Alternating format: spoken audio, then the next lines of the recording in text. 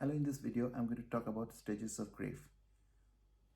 Now, grief is associated normally with loss, but in my view, the loss can be a death or it can be somebody losing a relationship, a close one, a close relationship. It can be a friendship, it can be a partner, breakdown of marriage, or it can be our kids moving away from home, whom we are not going to see for some time.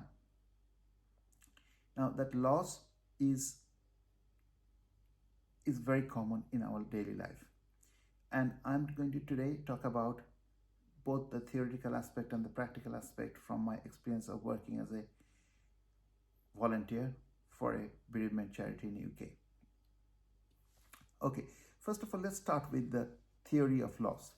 According to the theory of loss or grief, there are, broadly speaking, 5 stages. Some theories have a little bit different language, use different language, different number of stages, but broadly they're all the same.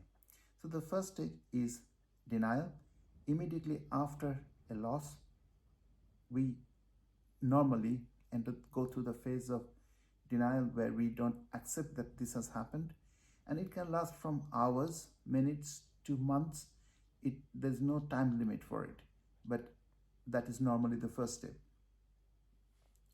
And after the denial, once we are coming in terms with what has happened, normally it gives a sense of anger. We go through the phase of anger. Why this happened to me? Why this happened to me?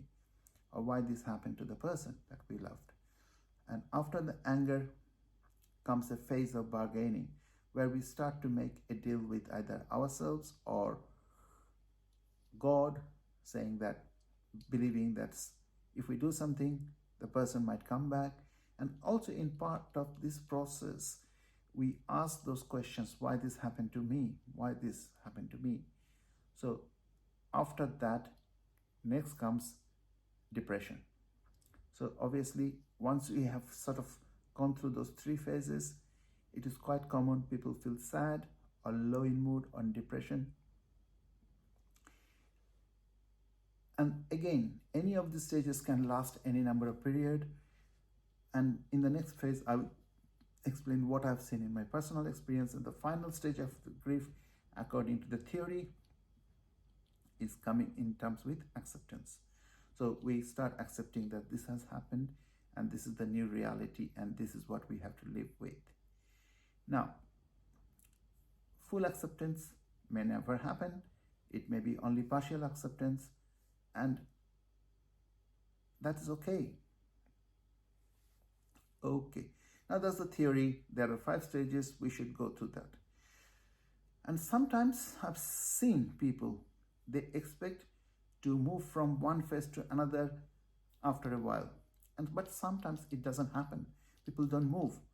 And that itself creates a feeling of guilt. And people start blaming themselves. I cannot get in terms with this. Why? It's my fault. Actually, it is not. In my view, these 5 stages are rough guidance. Some people may not experience the aspect of denial.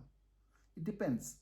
If somebody, close ones, have passed away due to cancer, and that cancer diagnosis has been there for some years, people get mental chance to prepare themselves for the loss.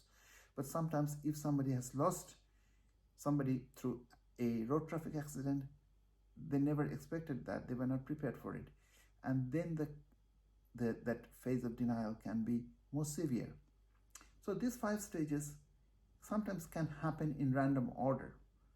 Sometimes people might accept initial phases, but actually deep inside they might not have dealt with the grief, the feelings and thoughts, and the feeling of guilt or sadness might come afterwards. So sometimes people might spend their life in denial.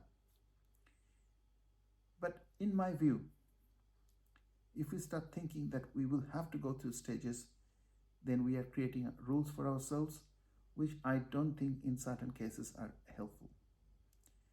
After a grief, what you would experience is very personal to you.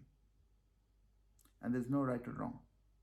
The whichever way you are feeling, that's your personal tribute to that person who is not with you for whatever reason. They don't have to be dead. It can be that there's a breakdown of relationship.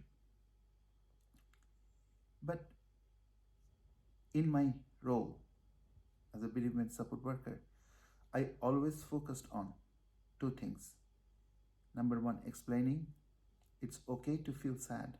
It's okay to have those questions in mind. Why happened? Why? And that is normal. Number one. And number two, I always focused on the fact that if we allow time and if we focus on one particular aspect, all the good, happy memories we have with that person, no one or nothing can take that away from us. It doesn't matter whatever happens. And reliving those good memories sometimes can be a big, it doesn't take the burn away. But in India, if somebody has burnt skin, we make a paste of turmeric and apply on it. So that just puts as like a protective layer. And that is all needed to deal with that at that moment. Sometimes it could be that. Those memories can help us to put a layer on that loss, and it can hide it in a way. And that can be enough to start the process of getting on with life. Remember, I'm not using the word getting back to normality. Life will never be normal. And you don't have to come into the terms and accept the death. You can spend denial all your life as long you are able to function in day-to-day and manage your daily chores. That's all sometimes we can wish for and should be glad about. So that is my version of stages of grief or grief reaction. I hope it makes sense. If you have any comments, please let me know. Please ask me, and I will be more than happy to explain what I've said in this video. Thanks for watching. Thanks for your time. Wish you all the best.